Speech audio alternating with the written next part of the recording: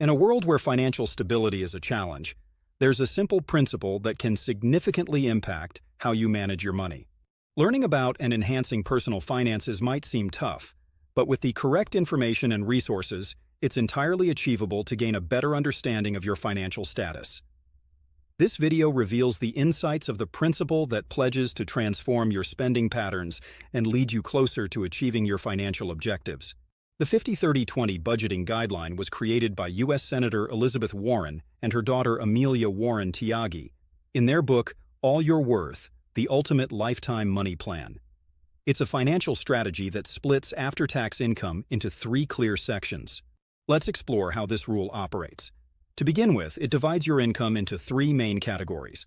Firstly, 50% is set aside for essentials. These are crucial expenses you can't go without, like housing, food, healthcare, and transportation. They're necessary for survival. Then, 30% is allocated for pleasures, things that enhance your lifestyle but aren't absolute necessities. This could include dining out, entertainment, or shopping. Lastly, 20% is earmarked for securing your financial future. This portion goes towards building an emergency fund, saving for retirement, and paying off debts. The rule makes managing money easier by dividing expenses into categories and encouraging a balanced approach to spending and saving. It provides a simple way to handle finances without using complicated strategies. If we consider your monthly income after taxes as $5,000 and apply the 50-30-20 rule for budgeting, here's how you could divide your funds. 50% for needs, $2,500, covering essential expenses like $1,167 for rent or mortgage, $500 for groceries, $250 for utilities such as electricity, water, and internet, $333 for transportation including fuel or public transit, and $250 for health insurance.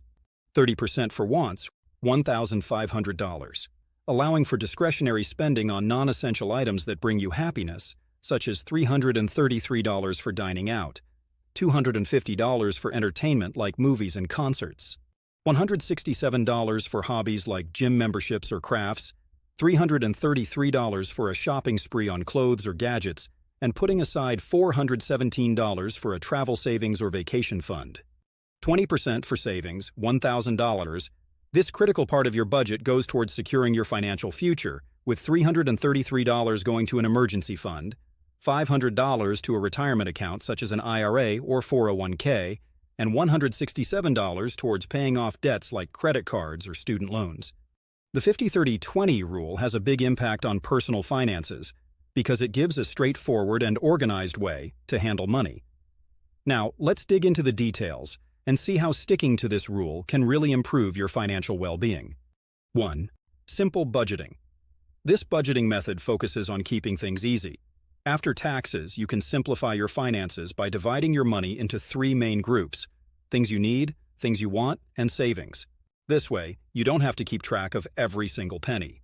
Just spend according to these 3 categories. It helps you manage your money without making things too complex, making it easier to develop good money habits. 2. Financial discipline. This concept is about using money wisely. It's about organizing your spending so you prioritize essential things like housing, food, and transportation. By staying disciplined in this approach, you steer clear of unnecessary purchases, which maintains the health and security of your finances. Planning and managing your money wisely ahead of time can stabilize and secure your financial situation. 3. Savings enhancement. This is a key part of the guideline aimed at constructing financial strength and safety. Putting aside 20% of your earnings aids in handling unforeseen expenses or job loss without falling into debt.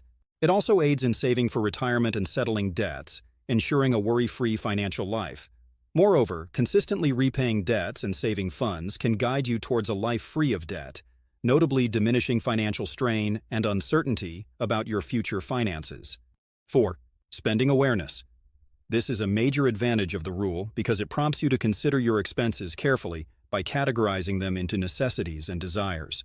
Recognizing the contrast between essential expenses for survival and additional purchases for enjoyment assists you in avoiding impulse buying and considering the impact of your spending on your future. Making intelligent decisions like this helps you steer clear of debt, reduces financial stress, and promotes improved financial well-being. The rule's straightforward structure serves as a reminder to maintain this prudent spending habit consistently. 5. Lifestyle adjustments. It acts as a tool for keeping your finances in check. If your spending on desired items surpasses the set percentages, it's a signal to adjust your spending habits. You might have to reduce extras, discover more affordable alternatives, or adopt a simpler lifestyle to stick to your budget. This prevents you from going into debt and ensures you live within your financial limits, promoting a wise and lasting approach to money management. As you start using the 50-30-20 rule to manage your finances, it's important to identify possible obstacles that could slow your progress and steer clear of them during implementation. Now let's discuss the main errors that can undermine your budgeting efforts. 1. Misclassifying wants with needs. It's crucial to distinguish between what you truly need for survival, such as food and housing, and what you desire for pleasure, like eating at restaurants or luxury goods. Misidentifying wants as needs can result in unnecessary expenses. 2. Income level adjustment. When budgeting, consider your income carefully. People with lower incomes may have to allocate over 50% for necessities, whereas those with higher incomes may not need to dedicate more than 30% for wants, as it could result in unnecessary expenses.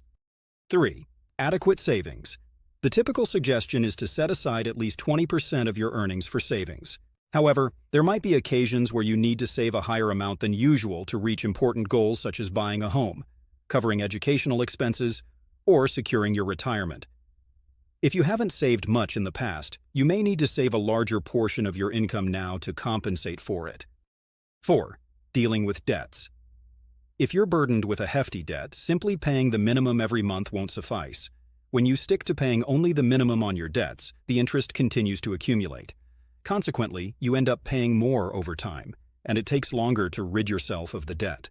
Paying more towards your debt can speed up your financial journey, help decrease your debt faster, and save on interest, bringing you closer to financial independence sooner. When unexpected extra money comes your way, such as a bonus or a tax refund, it's crucial to have a plan for it rather than not planning at all. The 50-30-20 budgeting rule doesn't offer advice on managing unexpected money, which, if spent thoughtlessly, might result in frivolous spending. However, employing it wisely can boost your savings or help you repay loans faster. It's wise to consider these scenarios and determine how to use additional funds in advance. Am I allowed to adjust the proportions of the 50-30-20 rule to suit my needs? Absolutely. You have the freedom to adjust the percentages according to your specific financial situation and goals. When modifying the 50-30-20 budget plan, take into account these points. Evaluate your own financial status, such as your income and expenses. Differentiate between necessary costs and optional spending. Prioritize savings objectives, like building an emergency fund and saving for retirement, while handling debts with high interest rates. And regularly reassess your budget and make changes to the percentages as your situation evolves. In summary, the 50-30-20 rule acts as a pathway to enhance your financial strength. It makes organizing your finances easier and promotes positive habits.